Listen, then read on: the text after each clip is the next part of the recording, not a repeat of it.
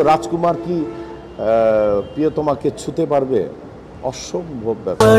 তোমার আর আমার, তোমার কথা শাকিব প্রসঙ্গে যে কথাটা, মানে রাজকুমার প্রসঙ্গে যে কথাটা, আপনি কি মনে করেন যেভাবে হাইপ উঠেছিল সেভাবে দর্শক ধরতে পেরেছে আগের বিগত দিনের কথা তুলনা করলে?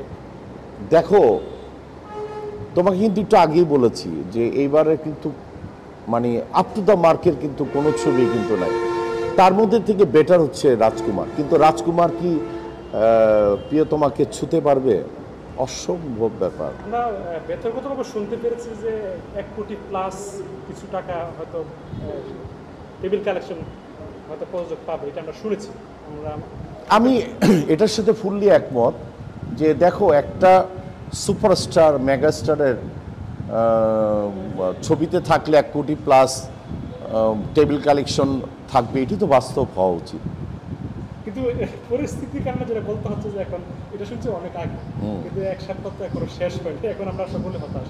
বিশেষ করে আপনি যদি ইউটিউবারের কথা বলেন, ইউটিউবাররা এখন ইন্টারভিউ নেওয়ার মতো লোক পাচ্ছে না। আচ্ছা আচ্ছা আচ্ছা, না মানে মনে করি ইন্টারভিউর মতো লোক পাচ্ছে না, তারা তো চলে গেছে, কিছু টাকা পয়সা নিয়ে তারা কিছু নিয়ে চলে গেছে।